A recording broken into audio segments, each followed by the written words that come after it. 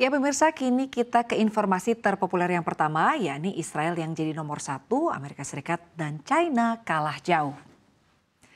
Ya, Israel tercatat sebagai negara dengan talenta digital AI tertinggi di dunia, melampaui Amerika Serikat dan China yang merupakan dua negara paling ambisius dalam mengembangkan kecerdasan buatan. Temuan ini berdasarkan laporan terbaru LinkedIn tahun 2024 yang mengukur distribusi kemampuan artificial intelligence secara global. Data menunjukkan Israel unggul dalam pengembangan talenta AI meski memiliki jumlah penduduk yang jauh lebih kecil dibanding Amerika Serikat dan China. Permintaan sumber daya manusia yang memiliki kemampuan AI alias AI talent sendiri terus meningkat. Menurut riset, sebanyak 66% pemimpin perusahaan mengatakan tidak akan merekrut karyawan yang tidak memiliki keterampilan AI. Sementara itu, 71% diantaranya lebih memilih merekrut orang yang belum berpengalaman tetapi menguasai AI ketimbang orang berpengalaman yang tidak memiliki keterampilan tersebut. Temuan ini diungkap dalam laporan Microsoft dan LinkedIn tahun 2024 yang dilakukan melalui survei terhadap 31.000 orang di 31 negara. Untuk mengukur penyebaran talenta AI, LinkedIn merilis metrik konsentrasi talenta AI menggunakan data dari profil pengguna. Penilaian mempertimbangkan keterampilan engineering AI seperti machine learning dan natural language processing, serta literasi AI seperti penggunaan ChatGPT dan GitHub Copilot.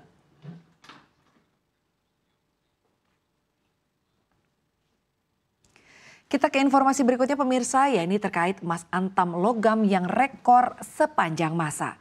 Ya, logam mulia produksi PT Aneka Tambang Tbk menembus level baru pada hari Selasa 22 April di butik emas LM Graha Dipta Pulo Gadung. Harga emas antam hari ini tercatat sebesar Rp2.016.000 atau melesat Rp36.000 dibandingkan perdagangan kemarin. Harga emas antam hari ini adalah yang tertinggi sepanjang masa dan mengungguli rekor sebelumnya di Rp1.980.000 per gram yang tercatat pada Senin kemarin. Harga emas hari ini juga menjadi sejarah karena memasuki level baru yang belum pernah ada sebelumnya, yakni Rp2 juta per gram. Sementara itu harga buyback atau harga yang digunakan ketika menjual emas kembali pada hari ini ada di posisi Rp1.865.000 per gram atau naik Rp36.000. Harga emas antam sejalan dengan emas dunia. Pada perdagangan kemarin, harga emas dunia di pasar spot melesat 2,91% di level $3.424,3 Amerika Serikat per troy ounce. Penutupan tersebut menjadikan harga emas dengan rekor tertinggi baru sepanjang masa. Harga kemarin juga menjadi pencapaian baru karena emas memasuki level terbaru yakni $3.400 Amerika Serikat per troy ounce.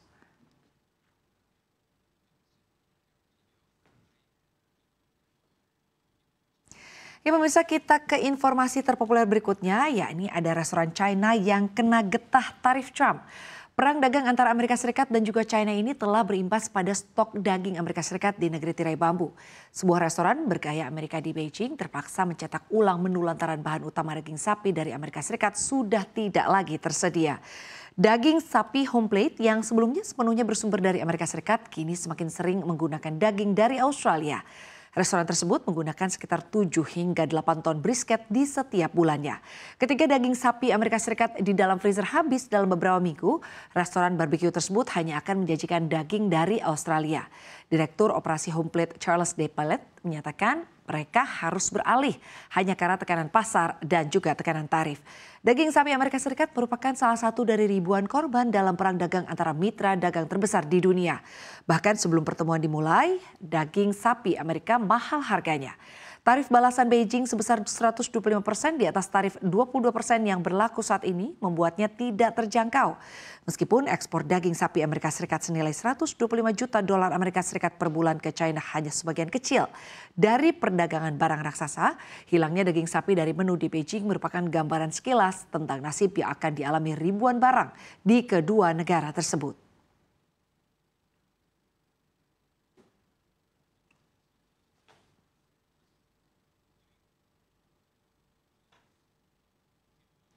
Dan informasi berikutnya pemirsa, yakni terkait satu ASN akan mendapatkan 1 unit hunian dinas di IKN. Menteri Pendayagunaan Aparatur Negara dan Reformasi Birokrasi Rini Widianti ini menjelaskan pemindahan aparatur sipil negara ke Ibu Kota Nusantara masih belum bisa dipastikan. Kendati demikian, Rini mengatakan bahwa nantinya setiap pegawai ASN yang berkeluarga akan mendapatkan 1 hunian dinas.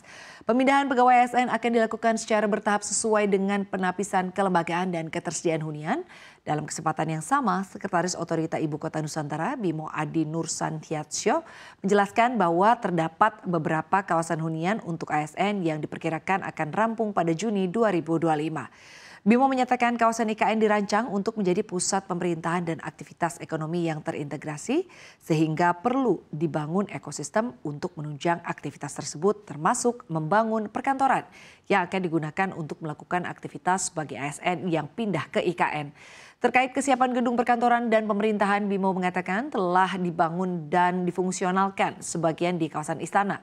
Ini meliputi Istana Negara, Istana Garuda, termasuk lapangan upacara, bangunan Sekretaris Presiden hingga kompleks kantor Kementerian Koordinator.